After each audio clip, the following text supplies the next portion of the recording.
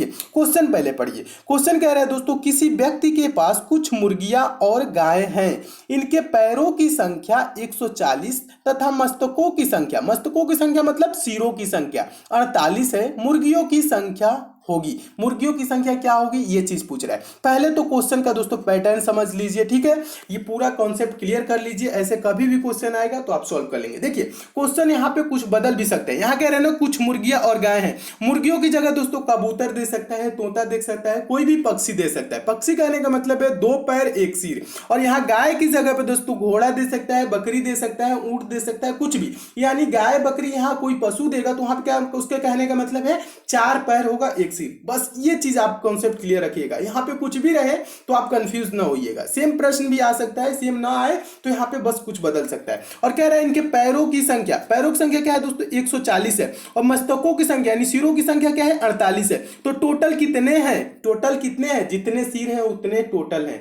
ठीक है, ये चीज समझ में आ रहा होगा। पैर तो उतने टोटल हैं, ठीक है, ये चीज समझ में आ रहा होगा। पैर तो हो सकता है किसी का 4 है किसी का 2 है, लेकिन ये जो सिर 48 है तो टोटल ये गाय और मुर्गियां कितनी है दोस्तों 48 ही है। और पूछ रहा है मुर्गियों की संख्या। तो दोस्तों ऐसे क्वेश्चन है तो आपको ज्यादा कुछ भी सोचने समझने की जरूरत नहीं है। इसे हम पहले निकालते हैं 4 पैरों वालों की संख्या। कितने 4 पैर वाले मतलब गाय की संख्या। गायों की संख्या के लिए क्या फार्मूला होता है दोस्तों, यानी कि 4 पैरों वालों के लिए L/2 - H, यानी कि समझिएगा ये फार्मूला है, रटने की जरूरत नहीं है, अभी समझा दूंगा आपको, एकदम सिंपल लगने। L मतलब दोस्तों लेग, पैरों की संख्या टोटल क्या है दोस्तों 140 को 2 से भाग कर देंगे, और -H मतलब हेड, सिरों की संख्या घटा देंगे, तो क्या आ जाएगा दोस्तों ये 4 पैरों वाले की संख्या आ जाएगा। देखिए अब ज्यादा कुछ नहीं, फार्मूला भी नहीं रखना है। देखिए पैरों की संख्या कितना है दोस्तों 140 है ना, आप क्या करेंगे 140 को 2 से भाग करेंगे, क्या 140 को 2 से भाग करके माइनस क्या कर देंगे दोस्तों सिरों की संख्या घटा देंगे। 140 को 2 से भाग करेंगे तो क्या आ जाएगा दोस्तों ये 2 7 14 70 बार में, और 70 से दोस्तों 48 जाएगा तो क्या आ जाएगा दोस्तों 22, क्या आएगा 22।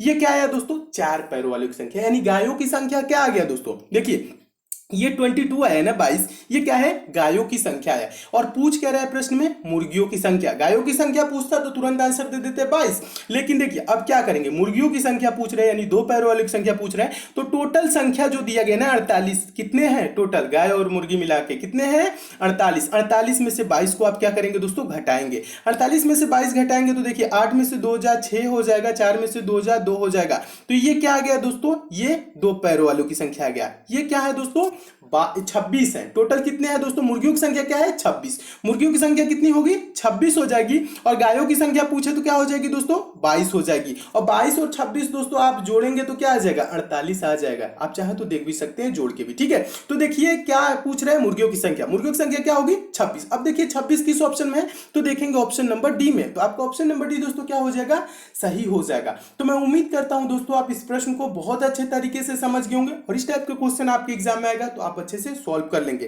देखिए अब ये तो आपको मैं समझाया, चलिए दूसरा क्वेश्चन देखिए। दूसरा क्वेश्चन है कक्षा में कुल कितनी लड़कियां थी दोस्तों 38, 3 अनुपस्थित थी यानी एब्सेंट थी, तो प्रेजेंट कितनी हुई दोस्तों 38 में से 3 घटा लेंगे क्या हो जाएगा दोस्तों 35, प्रेजेंट कितनी 35। कह रहे हैं ना बची हुई में से 20% ने गृह कार्य यानी होमवर्क नहीं किया था, यानी 35 का 20%, बची कितनी 38 थी 3 अनुपस्थित हुई, बची कितनी 35, 35 का 20% क्या होगा 35 गुणे 20/100, 35 का 20% यानी 35 गुणे 20/100, जितना परसेंट बोलता है उतना बटा 100 लिखा जाता है, ठीक है परसेंटेज में। अब निकालिए, अब यहाँ कह रहा है ना 20% ने होमवर्क नहीं किया था, तो कितनी लड़कियों ने अपना गृह कार्य किया था, कितनी लड़कियां बची हैं दोस्तों 35 बची हैं। 35 में से क्या है दोस्तों 20% ने होमवर्क नहीं किया, तो 35 का 20% निकालिए, 20 बच्चे क्या हो जाएगा दोस्तों 100 हो जाएगा, 5 से ये 35 कितने बार में जाएगा 7 बार में, यानी कि 7 लड़कियों ने दोस्तों 35 में से होमवर्क नहीं किया था। तो कितनी लड़कियों ने होमवर्क अपना गृह कार्य यानी कि होमवर्क किया था,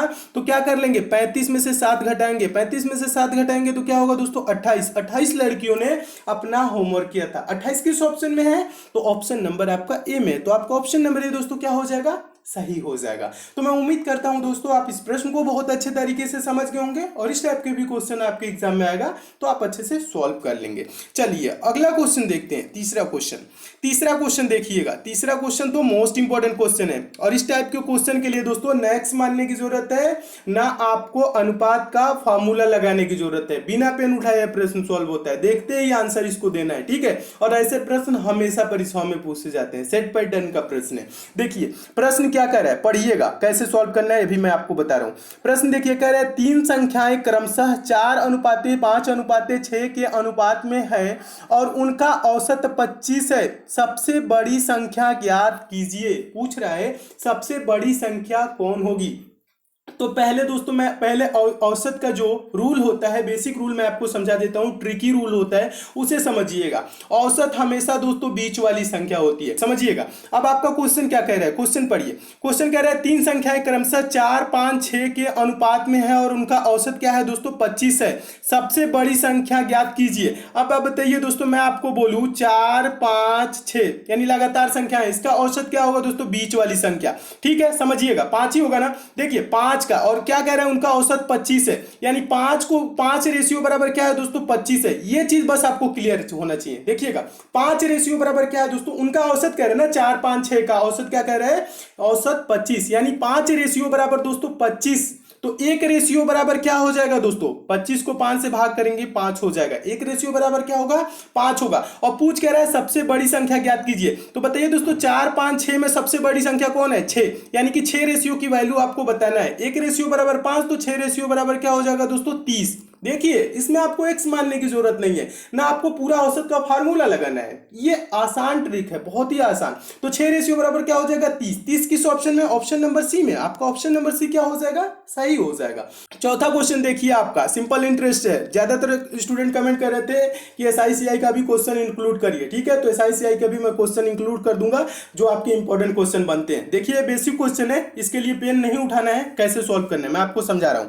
चौथा क्वेश्चन पढ़िएगा, कह रहा है क्वेश्चन कुछ धन 2 वर्षों में साधारण ब्याज की दर से 2240 तथा 5 वर्षों में 2600 रुपए हो जाता है, धन कितना है, मूलधन पूछ रहा है कितना है। देखिए ऐसे प्रश्न को पहले आपको समझना है, मैं आपको समझा देता हूं, आप बिना पेन उठाए इसको सॉल्व कर सकते हैं। चलिए तो ये क्वेश्चन क्या है, क्वेश्चन है कुछ धन 2 वर्षों में क्या हो रहा है, साधारण ब्याज की दर से दोस्तों क्या हो रहा है 2240 रुपए हो जा रहा है, और 5 वर्षों में क्या हो जा रहा है दोस्तों 2600 रुपए हो जाता है।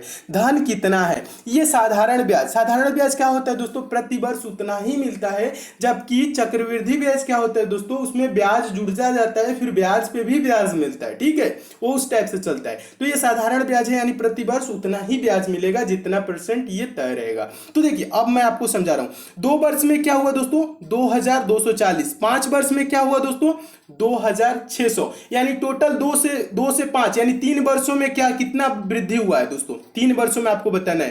3 वर्षों में कितना का वृद्धि हुआ, 2240 से 2600 हो गया, यानी आप चाहे तो 2600 में से 2240 घटा लेंगे तो इधर हो जाएगा 60, यानी 360। कितना हो जाएगा दोस्तों, 3 वर्षों में कितना बढ़ा है दोस्तों 360 रुपए। तो 1 वर्ष का साधारण ब्याज दोस्तों क्या होगा, आपको ज्यादा कुछ नहीं, सिंपल इंटरेस्ट का इस पे फार्मूला भी नहीं रटने की जरूरत है, बिना इंटरेस्ट का फार्मूला, बिना आपको ये सब फार्मूला लगाए आंसर करना है। तो 3 वर्ष में 360, तो 1 वर्ष में क्या हो जाएगा दोस्तों 3 से भाग करेंगे 3236, यानी कि 120 रुपए। 1 वर्ष में क्या हो रहा है दोस्तों 120 रुपए, ठीक है। तो देखिए यहां कह रहे हैं ना 2 वर्ष में साधारण ब्याज की दर से कोई धन, कुछ धन क्या हो रहा है 2240, तो 2 वर्ष में क्या हुआ है दोस्तों, धन के साथ ब्याज भी जुड़ा है, तो क्या हो गया दोस्तों 2240 रुपए हो गया। तो ये 2 वर्ष में, तो 1 वर्ष में 120 रुपए ब्याज है, तो 2 वर्ष में क्या होगा दोस्तों 240 रुपए ब्याज होगा। कितना होगा 240 रुपए। तो 2240 रुपए में से क्या करेंगे दोस्तों 240 रुपए घटा लेंगे, यानी 2 वर्ष का ब्याज निकाल देंगे, तो बच क्या जाएगा दोस्तों मूलधन। धन कितना है पूछ रहे ना, तो धन ही बच जाएगा। तो 2240 में से 240 घटाइए, क्या होगा दोस्तों 2000 रुपए हो जाएगा। यही धन है 2000 किस ऑप्शन में है, ऑप्शन नंबर बी में। आपका ऑप्शन नंबर बी दोस्तों क्या हो जाएगा, सही हो जाएगा। अगला क्वेश्चन देखिएगा दोस्तों, ये क्वेश्चन आपको टेस्ट के लिए मैं दे रहा हूं। ये दोस्तों क्वेश्चन ये आपका ये पार्ट कितने नंबर में है दोस्तों, देखिएगा ये पार्ट 3 में, पार्ट ये 4 है ना, ये तीसरे पार्ट में ये कराया हुआ क्वेश्चन है। और इसका आंसर आपको क्या करना है दोस्तों, कमेंट करना है।